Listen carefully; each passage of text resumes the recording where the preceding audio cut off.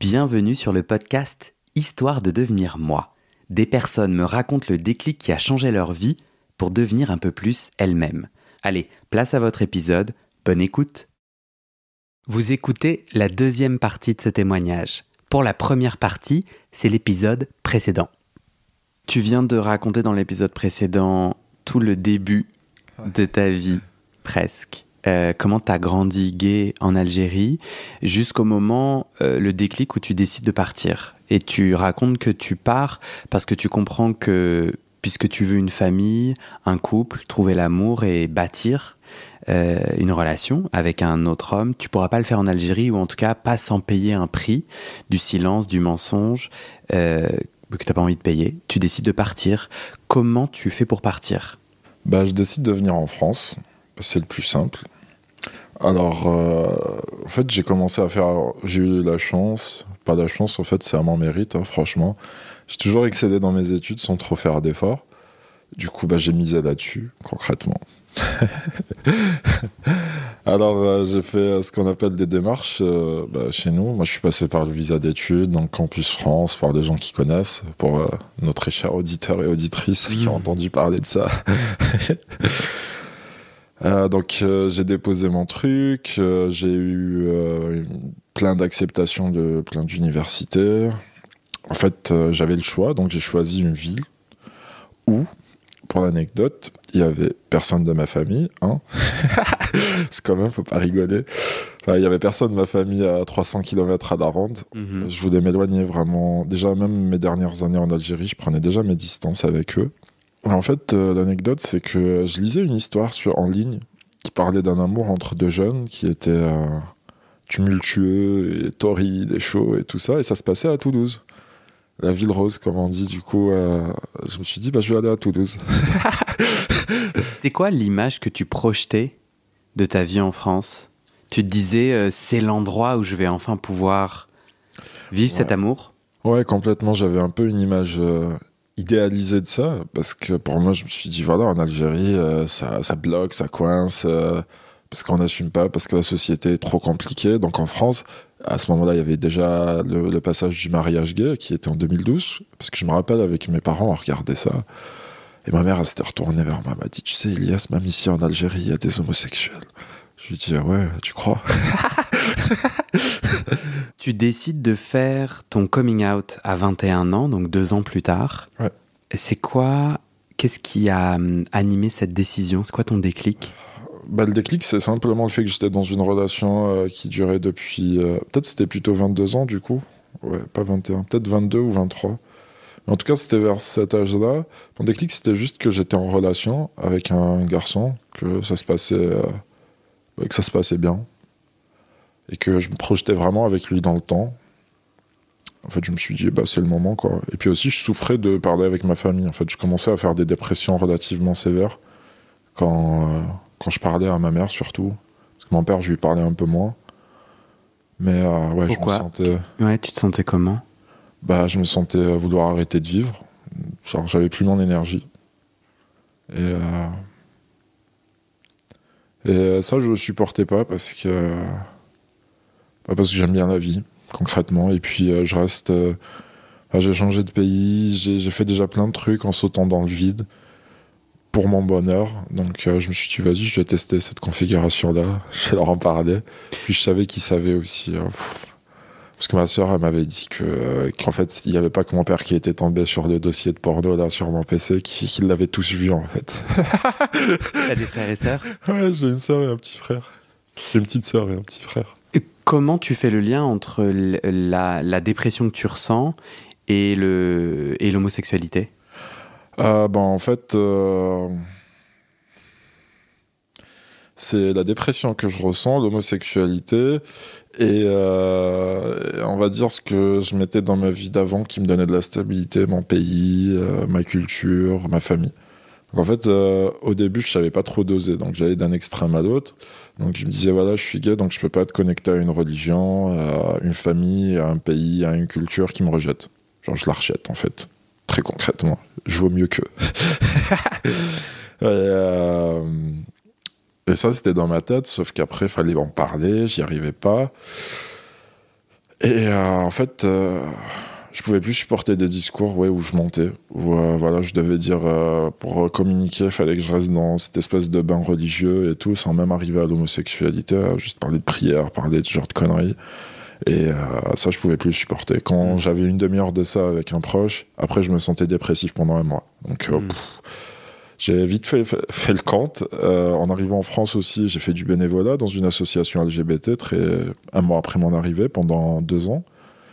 En fait, j'étais à l'aise dans ce milieu-là, je m'étais intéressé à fond, je faisais de l'accueil, donc je m'étais intéressé à la transidentité, à l'identité de genre, à la sexualité, aux différents aspects de sexualité, aux différentes personnes. Et le calcul dans ma tête, il était un peu fait, quoi. Genre, je me suis dit, voilà, ça c'est une réalité factuelle, et puis même, je la vis. Donc, comme tu l'as dit, moi aussi, je m'identifiais en fait à toutes ces personnes qui ont eu ces différents vécus sur plusieurs aspects, si ce n'est pas tous, même si voilà, c'est pas les mêmes décors, c'est pas les mêmes personnes, c'est pas les mêmes lieux. Et pour moi, en fait, le ressenti, il était là, j'étais connecté à ça.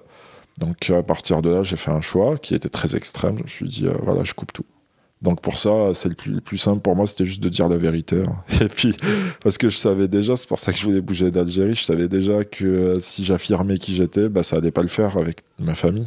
Tu t'attendais à une rupture. Ah ouais, complet. Du coup, comment t'as fait ce coming out et qu'est-ce qui s'est passé? Parce que là, à ce moment-là, t'es à Toulouse, t'es en France. Ouais. Comment j'ai fait? Je pense que c'était par téléphone et par Instagram aussi. J'avais partagé des choses, des photos. Et puis après, on en a parlé par téléphone avec ma famille. Donc, tu appelles ta mère ou c'est elle qui t'appelle? Ça, je m'en rappelle pas. Je pense qu'elle m'a appelé. Je pense qu'elle m'a appelé. Et puis... ouais, c'est ça, elle m'a appelé donc. Tu pensais à quoi? En fait, comment ça s'est passé? Parce qu'à ce moment-là, je fumais beaucoup de joints. Donc, je me rappelle que c'était un appel. J'ai eu d'abord ma mère. Et du coup, je lui ai dit voilà, j'ai envie de vivre avec un garçon et tout. Je lui ai même pas dit que j'étais gay. Je lui ai juste dit voilà, j'ai envie de vivre avec un garçon. J'ai envie de construire une famille comme ça et tout. Et puis, elle faisait ses prières là. Ouais, Starfield, des trucs comme ça, genre Dieu me pardonne, il n'y a pas de force et de lucidité qu'avec Dieu, des trucs comme ça. Et elle m'a dit, ouais, moi je vais jamais accepter ça et tout. Puis après, j'ai eu mon père au téléphone aussi, qui m'a dit, j'aimerais bien que la terre s'ouvre et qu'elle m'avale, un truc comme ça. Parce que par rapport à la honte, il m'a dit qu'il comprenait pas, qu'il pourrait pas comprendre et tout. Et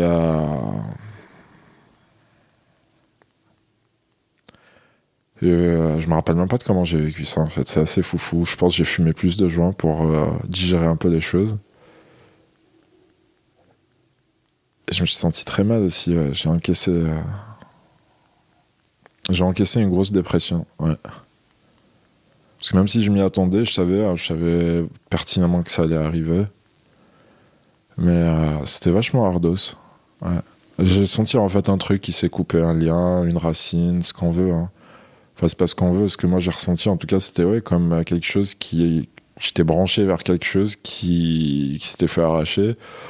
Et puis comme une réalité que je savais en fait et qui était actée maintenant. Et après voilà, je l'ai vécu bien quand même. Hein. Je peux pas encourager les gens à faire ça spécialement, ni les décourager à faire ça. Je peux que partager mon vécu là-dessus. C'est qu'après, par contre, je me suis senti beaucoup plus à l'aise avec moi-même. Ça n'a pas pris non plus 10 ans, hein, ça a pris quelques mois, mais après, je me suis senti très bien dans mes bottes. C'est juste qu'après, je supportais pas trop des gens qui n'avaient pas fait comme moi.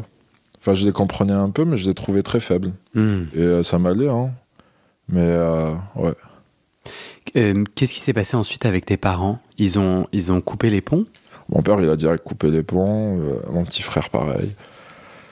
Et ma mère, elle m'a parlé un peu pendant 2-3 fois en mode prêcher et tout. Genre, on a déjà eu même un genre de débat. Elle m'a dit, ouais, toi, t'es pas efféminé parce que le prophète, il accueillait des gens efféminés, c'était pas un problème.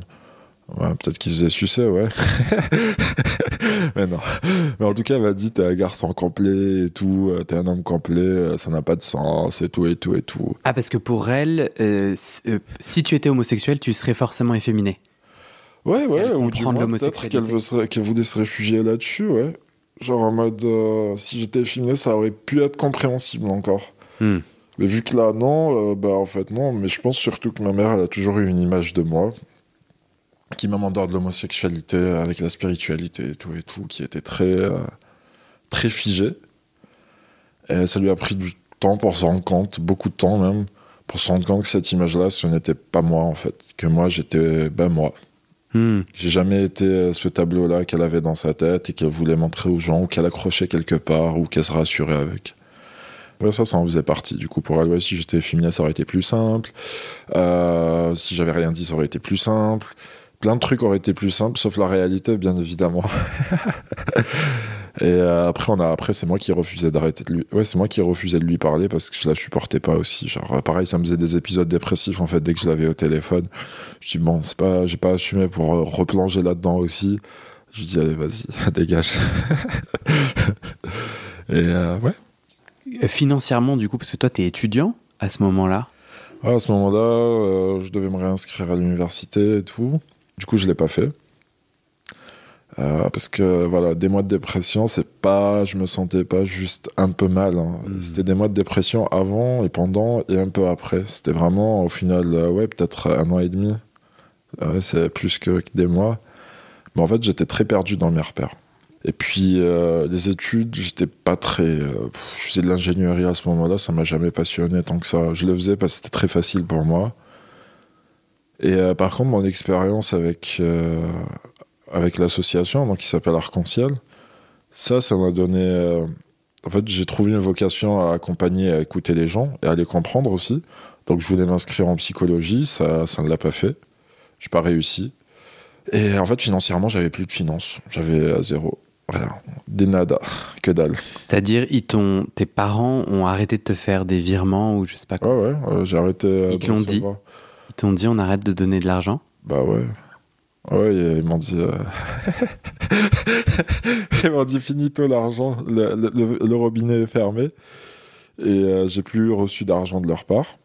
À partir de ce moment-là. Je savais pas quoi faire. Sur le moment, je l'ai vécu en mode olé ola. J'en ai pas parlé à mes amis. Parce que j'avais pas trop le courage d'en parler à ce moment-là à mes amis. En fait, je suis rentré dans la survie. Donc, j'étais un peu dans le mensonge. Genre, j'étais hébergé par un pote, mais on ne s'est jamais dit, en fait, tacitement ce qu'il en était. Lui aussi, il était un peu dans la même merde. Il était homosexuel ou pas, mais en tout cas, il était attiré vers ça. Qui était loin de l'assumer. Et à ce moment-là, j'ai commencé un peu aussi à faire du travail du sexe. Donc, j'ai fait ça vraiment vachement à l'instinct. Donc, c'était pas une démarche cohérente, en fait. J'ai utilisé des applis de rencontres, et puis il y avait déjà des gens qui m'avaient proposé ça. Donc, des sous en échange de rapports sexuels, ou en échange de massages sexuels, ou des trucs comme ça. Donc j'ai pris ça quand il y avait. C'était rien du tout au début. C'était, on va dire, je sais pas moi, 200 € le mois, un truc du genre. C'est arrivé 2-3 fois par mois, voire moins. Puis après, je suis monté passer un moment ici à Paris. Et là, à Paris, je suis tombé sur un site donc, où c'était un peu plus structuré. Donc je me suis créé un profil et tout. Et là, je commençais à avoir un peu plus de sous. Sauf que au même moment, en fait, tout ça, je l'ai vécu. Je sais pas, en fait, il y a une partie de moi-même où je me disais, ouais, ça va, tranquille, ça marche. En fait, je me questionnais pas, j'avais fermé tout ça dans une boîte de Pandore. Histoire avec ma famille, ce que je ressentais, tout. Je voulais juste, en fait, survivre, simplement. Et du coup, en fait, j'avais de grosses incohérences dans ma façon de vivre. Donc, je fumais des joints. Et puis ensuite, j'ai découvert le chemsex. Enfin, j'étais tombé déjà dessus avant, dès la première année où je suis arrivé à Toulouse. Le chemsex, c'est prendre des drogues dures. Prendre certaines drogues dures, même, pour spécifier, dans un contexte sexuel. En fait, je le vivais comme, pour moi, en tout cas, comme un échappatoire. Pendant 24 heures, je pensais pas, j'étais pas dans ma vie, j'étais ailleurs. J'étais entouré de personnes que je connaissais pas. Il y avait un genre d'intimité qui était partagé. Et voilà, quoi, je kiffais. Et Tu te sentais en contrôle aussi? ouais, je me sentais aussi en contrôle ou à l'inverse. En fait, je me sentais dans le non-contrôle plutôt. Ouais, je me sentais dans le laisser-aller, dans un laisser-aller que je connaissais et qu'avant, je vivais assez tranquillement. Et puis que j'arrivais plus parce que je me sentais vraiment dans la survie. J'étais au qui-vive. J'avais peur. En fait, j'avais un peu revécu ce que je vivais en Algérie globalement. Genre, mais en pire. Genre, porter un secret, ne pas être à l'aise à en parler. Je sais pas trop pourquoi, mais je suis pas parti chercher des associations LGBT à ce moment-là. Je crois que j'étais même pas en état de faire ça. Les gens qui m'entouraient, c'était un peu des babies, donc c'était dans une autre réalité, dans une réalité où leurs parents leur donnaient plein de sous, ils faisaient de l'école lingée, où ils assumaient rien à part le fait d'essayer d'avoir une bonne note ou une note moyenne à l'école. Et moi, en fait, je voulais juste survivre. Donc, c'était les gens qui m'étaient proches. Je m'étais déconnecté d'eux, en fait. Moi, je cherchais vraiment à manger. Et j'ai pas mangé tous les jours. À manger, ouais, je voyais même pas mon avenir à ce moment-là. J'avais pas fait des démarches nécessaires pour renouveler mes papiers. À ce moment-là, donc, j'étais sans papier. J'avais un problème dont je pouvais pas aller au dentiste. En fait, j'avais peur de tout. J'avais peur de tout le monde. J'avais peur de ce que je vivais. Et même si j'avais quand même des bases d'informations, du moins avec le recul, je peux me dire ça, mais sur le moment, non, j'avais vraiment pas accès à ça. J'étais terrorisé. Et les gens que je rencontrais, je pense ils pouvaient pas savoir ce qu'il en était, ou peut-être que il y en avait certains qui en savaient, qui ont pu me donner quelques conseils d'ailleurs, d'autres qui savaient, qui peut-être ont juste abusé de la situation. Il y avait un peu de tout, hein. C'est la vie, pour moi en tout cas, c'est le monde, il est comme ça, les gens sont comme ça. Et après, je me suis reconstruit petit à petit, vraiment. Ouais, c'est venu très petit à petit, donc le travail du sexe, je me suis structuré dessus. Il y a eu le Covid. Et pendant le Covid, moi j'ai aimé, voilà, parce que j'ai téléchargé Pokémon Go, je me suis acheté un vélo, j'ai dit, voilà, à ce moment-là j'ai fait une demande d'asile, donc j'étais en voie d'être régularisé, donc j'étais demandeur d'asile. Demandeur d'asile pour nos auditeurs et auditrices, c'est un statut ici en France et en Europe et dans certains pays dans le monde qui est donné à des personnes qui sont ou qui peuvent être persécutées, que ce soit dans leur pays d'origine, que ce soit par rapport à leur ethnie, à leur religion ou à leur identité sexuelle ou leur sexualité même. Donc en Algérie, l'homosexualité, pour rappel, est interdite par la loi. Cette interdiction porte une forme, hein, c'est pas la chasse aux sorcières non plus, du moins pas encore, mais c'est des années d'emprisonnement, c'est des amendes de sous. C'est génial, enfermant des homosexuels entre eux. Et en plus, j'ai fait une demande d'asile basée sur ça. C'est à ce moment-là où tu as rencontré le refuge? Enfin, tu étais au courant que tu pouvais être aidé dans ce moment où... Alors, non. Personne m'a orienté vers ça. J'avais entendu parler du refuge quand je travaillais avec Arc-en-Ciel, quand j'étais bénévole chez eux. Ouais, c'est ça qui C'est bizarre, ça m'a pas percuté en fait. Peut-être j'étais pas prêt aussi. Hein. Il y avait cet aspect-là où je voulais m'en sortir tout seul, où je croyais qu'il fallait que je m'en sorte tout seul, où je croyais en fait qu'ils allaient me dire non, parce que voilà, j'étais sans papier, parce que... Puis quand j'étais demandeur d'asile, là, à ce moment-là, moi, je me suis un peu amélioré dans ma situation avec le confinement et tout, parce que mon travail du sexe, il me rapportait plus. Donc j'ai pu sous-louer des appartements. Donc j'ai pu reprendre l'indépendance. Parce que le confinement a fait que les gens ont eu plus recours aux travailleurs, travailleuses du sexe? En tout cas, dans ton expérience, pardon. Ouais, dans mon expérience, c'est un peu ça. Et puis j'avais des tarifs plus élevés. Et puis moi, je bougeais en fait. J'en avais un peu rien à faire. Genre, des flics m'ont déjà arrêté. J'aurais dit que j'étais sans domicile fixe, parce que c'est pas faux non plus. J'étais hébergé par des amis. Et que j'avais appelé le 100, je sais pas quoi, le 115, je crois. Le numéro là d'hébergement, c'est de la merde. Franchement, moi, ils m'ont jamais pris. Ils m'ont même pas orienté vers le refuge, sachant que j'étais un petit jeune quand même et que je leur expliquais à chaque fois ma situation. Enfin, de mon expérience, ça n'a pas marché en tout cas. Et donc, tu arrives à structurer un peu et à sous-louer des appartements. Donc globalement, j'ai passé ensuite 1 an et demi, 2 ans à sous-louer des appartements pendant 3 mois au maximum. Et puis, j'ai contacté le refuge, en fait, à la fin d'une période où je trouvais plus d'appart, où j'avais une rencontre un peu avec quelqu'un qui prenait plein de produits et tout, et tout, et tout. Je sais pas quel délire m'a pris, mais je voulais l'aider. Genre, genre, je voulais vraiment l'aider, ou du moins, c'est l'histoire que je me racontais aussi, concrètement. Peut-être je voulais m'aider moi-même, sauf que j'y arrivais pas, hein.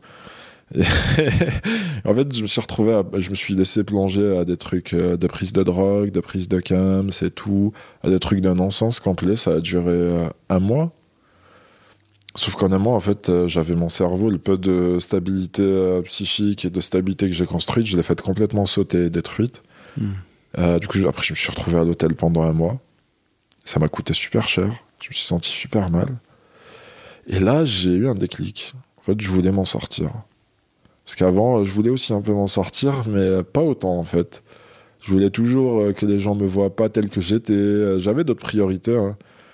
Ouais, parce que moi, tel que je l'ai vécu, être dans la merde absolue, dans la survie, où en fait, je voulais me protéger de comment les gens pouvaient me voir. Alors que c'est bête, parce que peut-être justement en montrant tel que j'étais, j'aurais pu être mieux aidé, ou mieux accompagné, ou juste orienté, ou peut-être pas. Et là, j'ai contacté le refuge une première fois.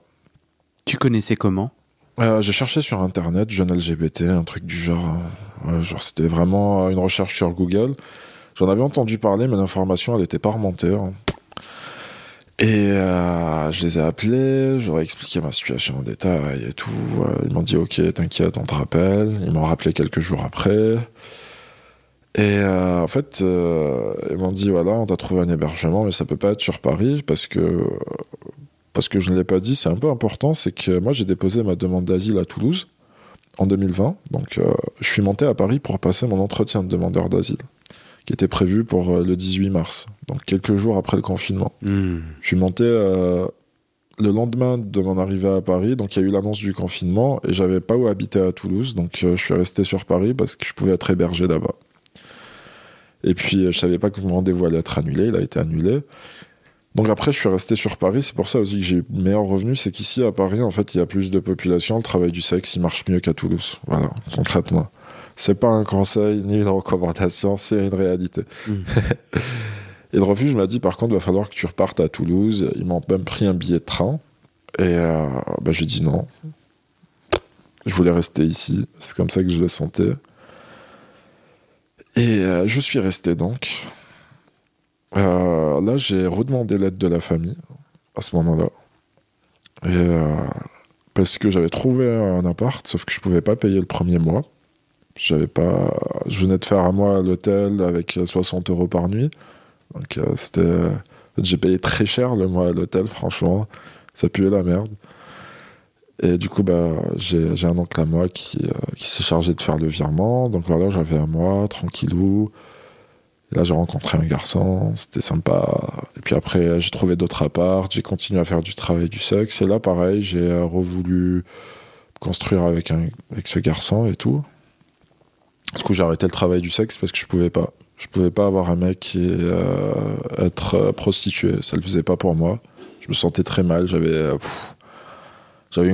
pas à gérer les deux. Voilà, vraiment pas.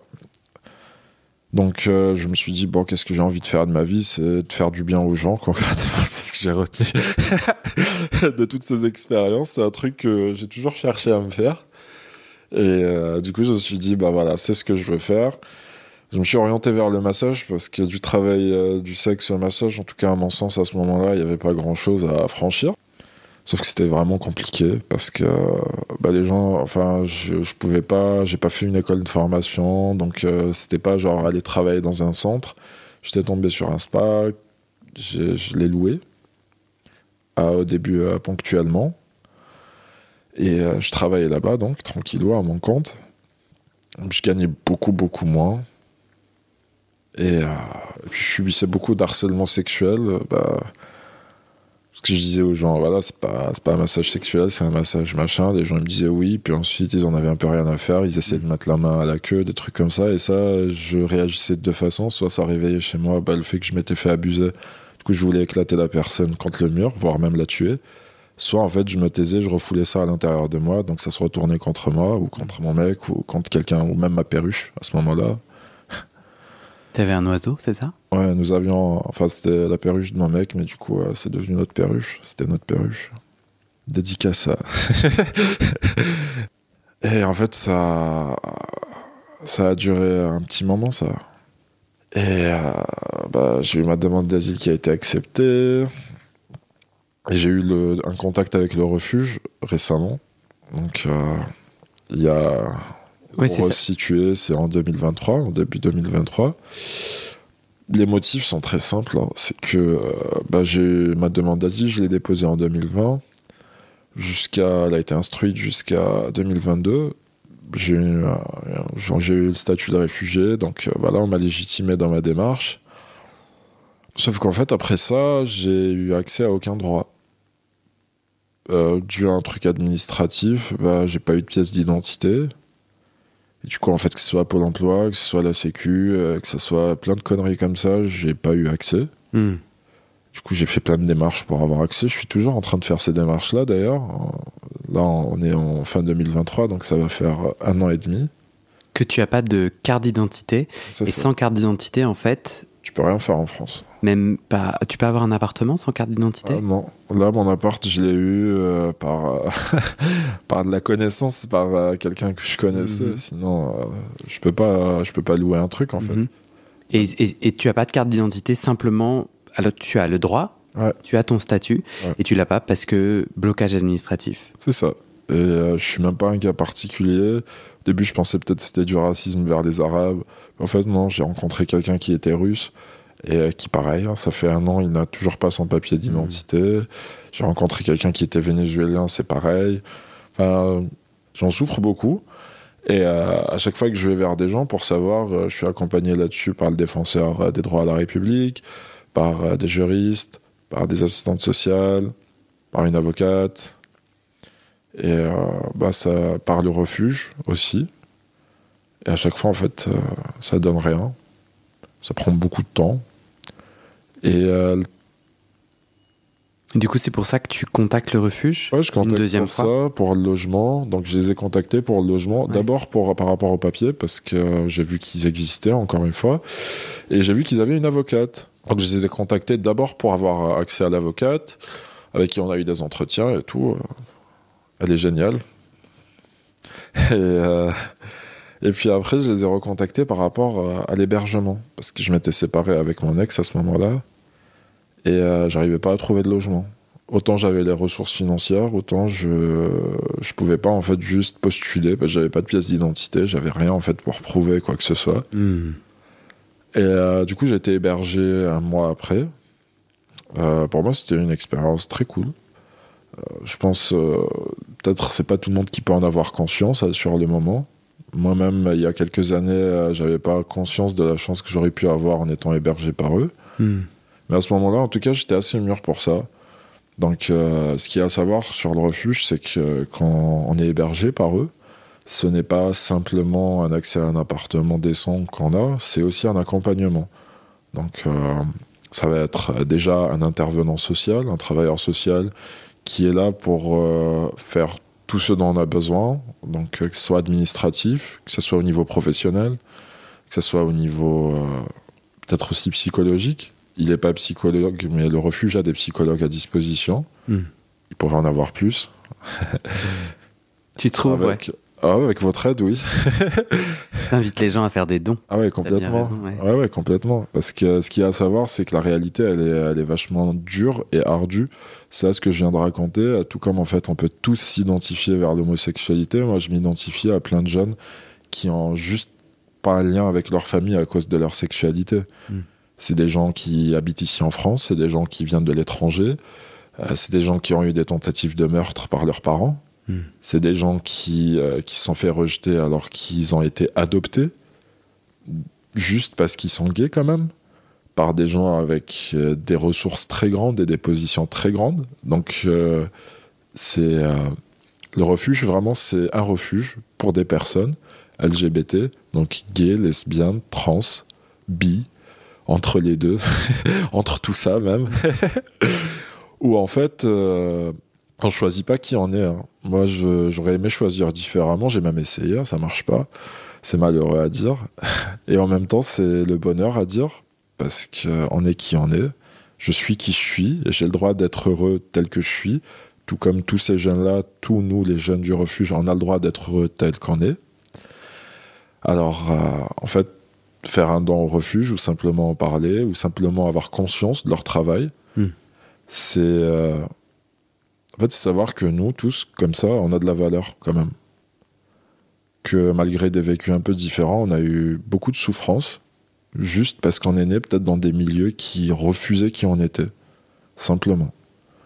Que à cause de ça, la souffrance c'est un mot, mais c'est une réalité en fait. Ça a créé un décalage, parce que là où des gens en fait ont juste leurs études à faire pour avoir un travail, nous on doit gérer des mensonges, on doit gérer des dépressions, on doit gérer des fois des choses sur lesquelles, surtout, on n'arrive même pas à poser des mots. On doit gérer des rejets, parce que c'est hard quand ton père ou ta mère en fait te disent ouais en fait je veux plus de toi. Enfin moi je savais même pas que c'était possible avant. Enfin je l'imaginais mais je pensais pas vraiment que ça allait être ça. Et quel que soit le niveau culturel, enfin ça vient de tous les milieux. C'est pas genre que les pauvres, c'est pas que les bourgeois, c'est pas que les religieux. Ça vient vraiment de partout. C'est juste des gens qui n'ont pas fait peut-être toute leur dose de vaccin, je sais pas. En tout cas, le refuge, ça permet d'avancer là-dessus, de rencontrer des gens comme moi. En tout cas, j'ai rencontré des gens comme moi. J'ai eu beaucoup de structures, parce qu'en plus des intervenants sociaux, en plus d'une aide financière, en plus d'opportunités de voir des spectacles, de passer notre permis, d'être financé et soutenu pour des formations à l'université, des formations en privé. Il y a aussi tout un volet très convivial avec plein de bénévoles. Je remercie infiniment, tout comme je remercie en fait toutes les personnes qui sont dans le refuge, très sincèrement, merci beaucoup, beaucoup, beaucoup, où il y a de la convivialité, des activités, où en fait on dédramatise un peu, parce que malheureusement, même avec tout ça, en fait faire la victime, ça nous dessert. Très concrètement, faire la victime, c'est prendre un fouet et se taper soi-même, et pas en mode BDSM, en mode vraiment souffrance. Donc... moi, quand j'ai recontacté le refuge, que j'ai été hébergé par eux, j'étais dans un appart avec des personnes, c'était génial. C'était pas génial dans le sens où la sérénité, le calme, c'était très animé, mais j'ai kiffé, parce que c'était très authentique. J'avais pas... Avant, mes amis, en fait, je leur parlais 10% de ma vie, 15%, parce que j'arrivais pas, quand je leur parlais d'autres choses, ils bloquaient. Genre... C'était sidère, et je voyais, en fait, j'étais moi, tiens, Xanax. Je voyais que c'était trop pour eux, en fait. Et après, du coup, moi, je le prenais pour moi, je me disais, putain, mais je suis anormal. Alors que non, en fait, c'est juste une réalité. Être gay ou être différent, dans ce sens-là, déjà, que ce soit en Algérie, que ce soit en France, peut-être en France, c'est clairement moins de gens qui peuvent vivre ça, mais dans les deux cas, en fait, ça reste toujours très compliqué d'être gay et de construire sa vie. Ici en France, voilà, on peut être gay sans aller en prison. C'est très bien, c'est génial, c'est cool. Mais moi, de mon expérience, je m'attendais quand même qu'en France, en arrivant, que ce soit simple de rencontrer un garçon, de lui tenir la main dans la rue. Et dès ma première relation, en fait, je me suis rendu compte que non, je me suis pris un gros mur sur la gueule. Je me suis rendu compte que les gens, ils étaient encore en train d'aller en backroom, de mentir, de faire ce que je juge pas, vraiment pas, tranquille. Mais ce que je souligne, c'est le fait en fait que quand par exemple j'avais un mec qui voulait qu'on se prenne la main dans la rue, il était absolument pas à l'aise, il avait peur. Que quand je voulais l'embrasser dans la rue, c'était pareil. Moi j'étais dans l'inverse, parce que je venais d'un pays où vraiment je pouvais pas. C'est pas, je me disais dans ma tête je pouvais pas, ou que j'avais peur des gens, c'était vraiment basta finito à la tombe.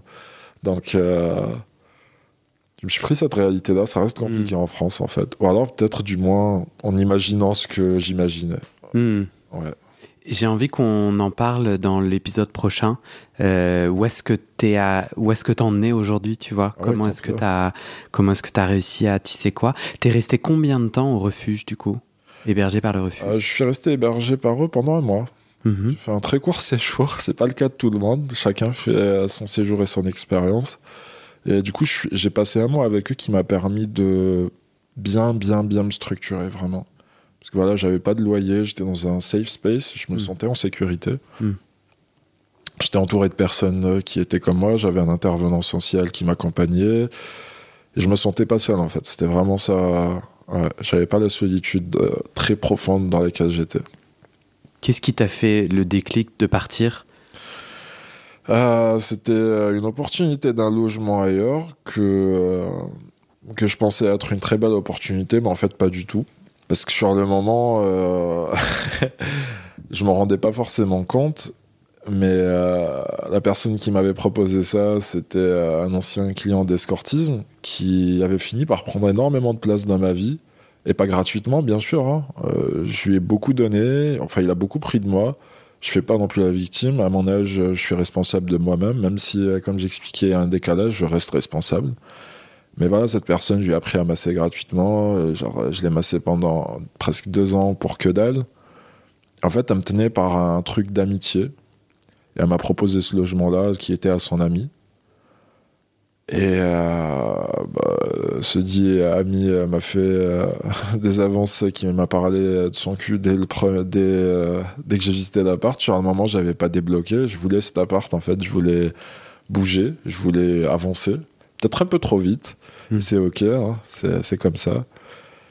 Et voilà, le déclic pour moi, c'était vraiment avancer. C'était genre rattraper mon retard, ou du moins c'était l'histoire que je me racontais, parce qu'on est dans la vie, on n'est pas dans une course, hein. Il n'y a pas à courir vite. Les choses, elles arrivent quand elles arrivent, on prend chacun son temps, et on a tous notre vécu, et tout est ok. Mais sur le moment, ouais, t'avais envie de passer à autre chose. C'est ça, ouais. Pour moi, c'était la suite logique et normale, parce que voilà, j'avais contacté le refuge parce que j'arrivais pas à trouver d'appart. Donc, quand l'appart s'est présenté, je l'ai pris sans trop regard sur les conditions ou l'environnement ou comment ça se passait. Ok. Prochain épisode, on fait la suite et la fin de ton chemin. Enfin, c'est pas la fin, mais en tout cas jusqu'à aujourd'hui. Où est-ce que t'en es aujourd'hui ? Ce que j'ai trouvé vachement intéressant, quand on a préparé cet entretien, tu m'as dit qu'assez récemment, là, tu avais eu un déclic autour de tes addictions dont tu as parlé. Tu sais, je trouve ça intéressant de visibiliser qu'on tombe dans l'addiction et on trouve des façons de fuir nos bagages et pour étouffer, en tout cas pour faire taire un peu plus des choses qui sinon assourdissent. Et tu m'as dit récemment, et j'ai hâte que tu me racontes, que t'as pris la décision d'arrêter certaines substances pour justement être peut-être plus en capacité d'entendre et de commencer à démêler. Du coup, si t'es ok, tu vas raconter ça. Ah ouais, complètement, ouais, ça me va. Moi, j'adore raconter, hein. Je pense que tout le monde l'a compris. Tu le fais très bien. Merci Elias. Merci beaucoup.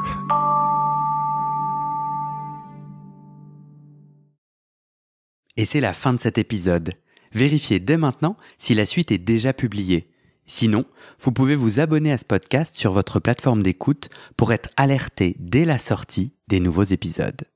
Et si vous aimez les témoignages intimes comme celui que vous venez d'écouter, j'ai 2 autres podcasts qui pourraient bien vous plaire. Je vous les présente. Ma dernière séance de psychanalyse. Ça, c'est un podcast dans lequel des gens me racontent leur dernière séance sur le divan et comment la psychanalyse les a aidés ou pas. Et d'ailleurs, c'est avec ce podcast que j'ai gagné le prix du meilleur podcast de conversation en 2022. Comment devenir sexuellement épanoui ? Ça, c'est un podcast dans lequel des hommes, gays, bi ou queer, racontent leur chemin de sexualité et comment ils tentent de s'épanouir face aux normes. Alors pour écouter ces podcasts, vous pouvez tout simplement taper les titres dans la barre de recherche de votre plateforme d'écoute. Mais je vous mets aussi dans le descriptif de cet épisode les liens pour écouter ces podcasts et les liens de mes réseaux sociaux pour découvrir les coulisses de mon aventure de podcasteur et aussi la page de dons pour soutenir mon travail et mes podcasts. En tout cas, n'hésitez pas à m'envoyer vos retours et vos réactions à guillaumefetdespodcasts@gmail.com ou sur mes réseaux sociaux. Ça me motive énormément de savoir que ces histoires naviguent et résonnent, ou pas d'ailleurs. Allez, merci pour votre écoute et à très bientôt dans vos oreilles.